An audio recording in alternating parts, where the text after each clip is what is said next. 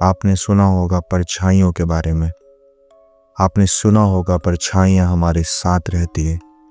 क्या ये परछाइयाँ किसी की जान ले सकती है? आइए जानते हैं। यह एक ठंड अंधेरी रात थी। दूर दराज के एक गांव जिसे लोग कालीपत कहते थे, वहाँ सन्नाटा पसरा हुआ था। इस गांव के बारे में कई कहानियां प्रचलित थी। परछाइयाँ जो खुद चलती थी, हवाओं में तैरती आवाज़ें जो किसी इंसान की नहीं लगती थी। लेकिन मुंबई से आए सत्यम, जो अपने दादा की पुरानी हवेली का बंटवारा करने आए थे, वह सब इन कहानियों को महज अंधविश्वास मानते थे।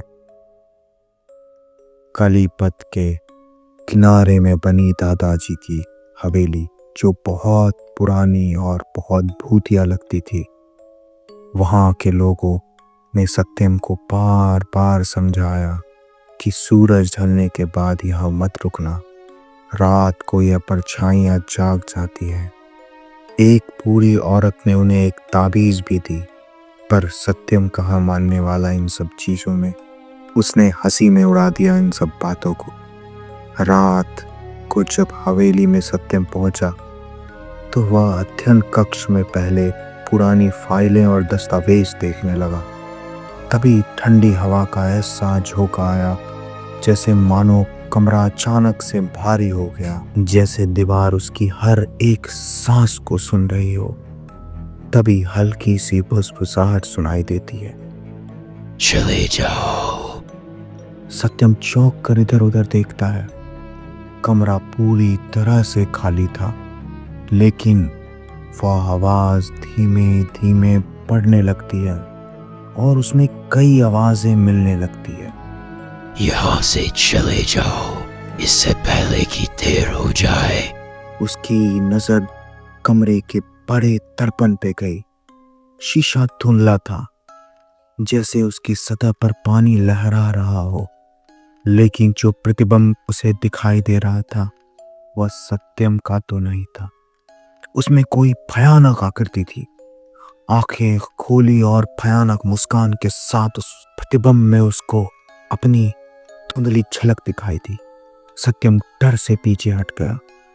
तभी एक मोमबत्ती गिरी और उसके चलने से दीवार पर परछाइयां लंबी लंबी होकर नाचने लगी।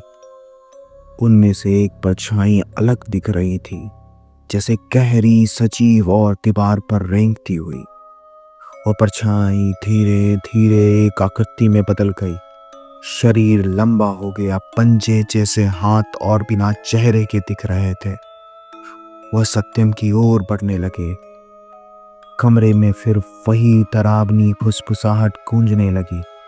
सत्यम ने एक लकड़ी की कुर्सी उठाकर उस परछाई पर फेंकी, लेकिन कुर्सी सीधा दीवार से टकरा गई, मानो परछाई महज एक हवा हो।